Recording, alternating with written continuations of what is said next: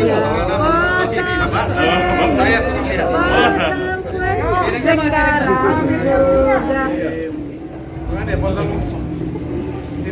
Satu, dua, tiga.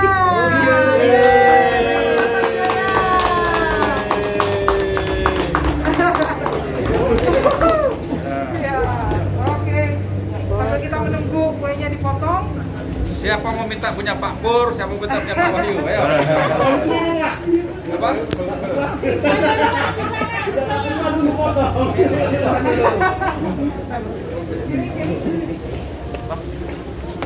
Ya, sambil kita menunggu, mungkin teman-teman ada yang mau bertanya, silakan.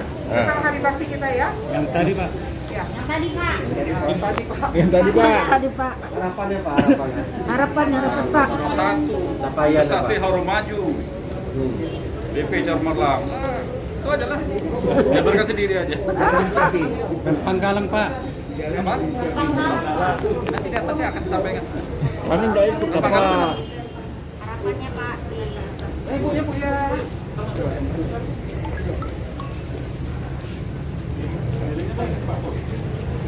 Punya Pak Pur, ayo. Maju ke depan. Ayo, siapa?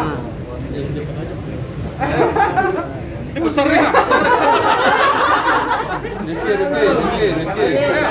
Rifki, mewakili Rifki.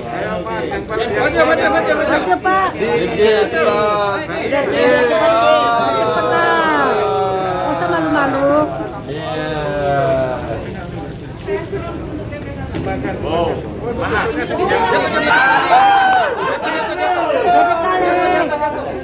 Sukses terus BP Batam.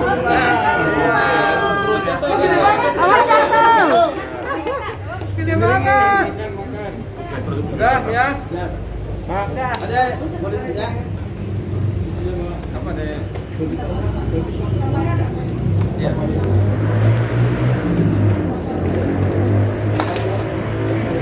Ya nanti capai secara rinci nanti pakai plus limitnya aja lah ya. Kalau nanti keliru angka-angkanya kan agak sulit nih. Tapi yang jelas di 2 tahun kita memimpin usia BP yang ke-20 ini peningkatannya jelas sudah ada. Dari kegiatan, dari prestasi termasuk belanja daripada BP Batam sendiri. Mantap. Tentu kita berharap ada peningkatan, penambahan supaya perubahan pembangunan Kota Batam bisa kita kejar lebih cepat lagi. Maka doakan BP Batam supaya sukses selalu, pejabatnya sehat semua. Betul. Dari atas sampai ke bawah. Semua kompak-kompak semua. Dari atas sampai ke bawah. Wartawan juga kompak dengan BP Batam. Dari atas sampai ke bawah. Ya, kita ucapkan dulu kepada seluruh karyawan Badan Pengusahaan BP Batam, selamat bekerja dan sukses. 50 tahun ya, 50 tahun BP Batam. Nah, untuk itu saya ingin menyampaikan bahwa semenjak berdirinya Otorita Batam sampai hingga saat ini, ya kita lihat sekarang pembangunan begitu cepat. Sekarang pertama yang kita harus berikan aplaus bahwa dahulu-dahulu BP Batam itu anggarannya semua disetor pusat. Namun di era eksekusi anggaran itu bisa langsung digunakan, nanti pertanggungjawabannya nanti akan menyusul. Dan ini hebatnya eksekusi, bukan terlepas dari pimpinannya siapa, tapi dari pimpinan eksekusi inilah pembangunan Batam begitu digenjot habis.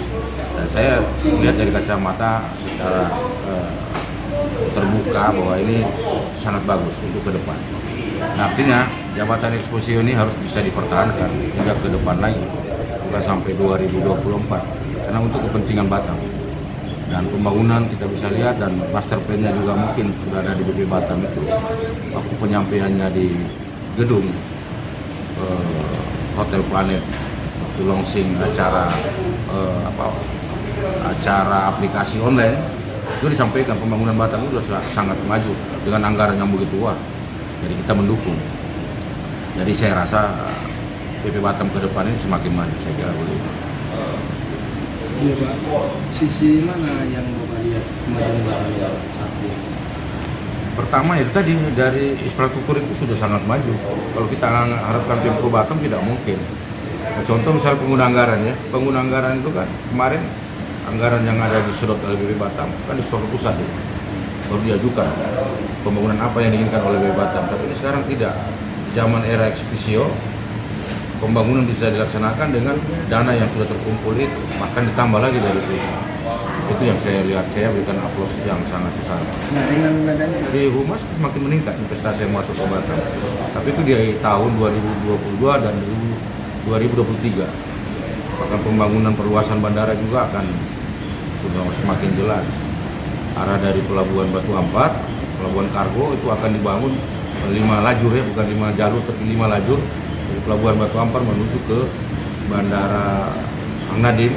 Itu selesai 2023, digenjot harus selesai di tahun 2023.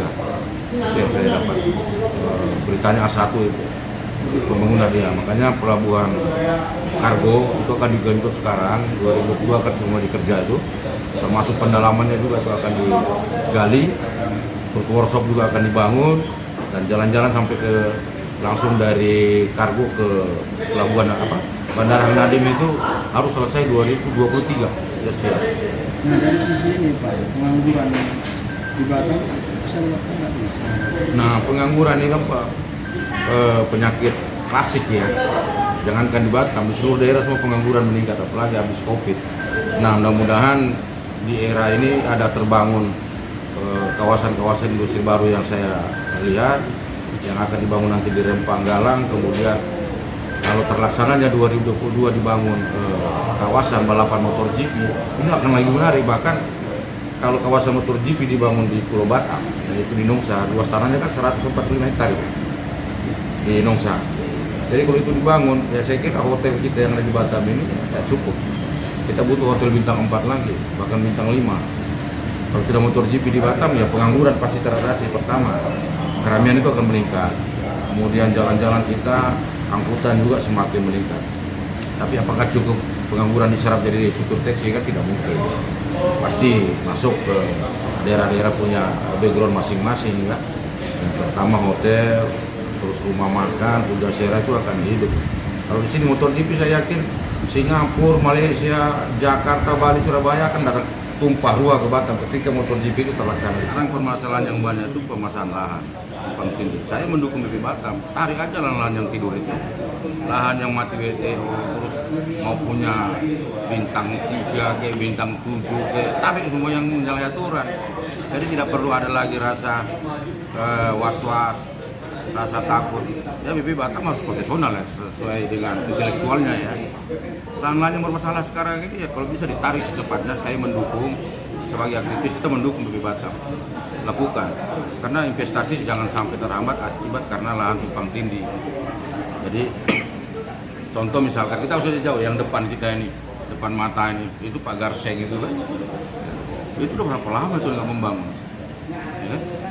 Nah, kan tidak berjalan. Misalkan kalau dia tadi dibolehkan dia membangun PL-nya adalah untuk perhotelan kan, kalau di desa dia membangun hotel kan mengatasi pengangguran juga tadinya. Karena itulah contoh-contoh kecil yang sekarang ini BP Batam 50 tahun, selamat ulang tahun BP Batam. Kita harus minta kepada pimpinan BP Batam, para deputi dan direktur bersikaplah tegas terkait permasalahan. Jangan ragu-ragu. Kami dukung. Dan kami dari LSM Suara Keadilan kami mendukung penegakan keadilan itu penting.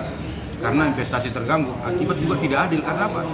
Ulah-ulah oknum yang tidak bertanggung jawab. Harus sekarang ini ekspisio sudah dirangkap oleh wali kota, ya kita mendukung. Kepala BP Batam ekspisio harus tegas, tidak boleh main-main lagi. Ambil langkah tegas, usut semua lahan yang bermasalah, tarik. Yang tidak membangun dipanggil peringatan pertama, kedua, ketiga, udah tarik.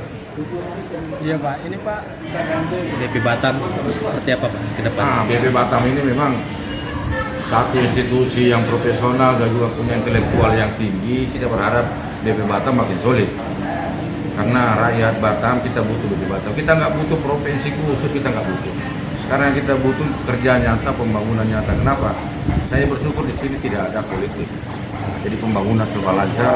Pertama, dia langsung boleh mengerjakan sesuatu, tidak perlu ketuk palu di dewan. Di sini langsung. Jadi BP Batam pokoknya the best buat saya. Oke Pak.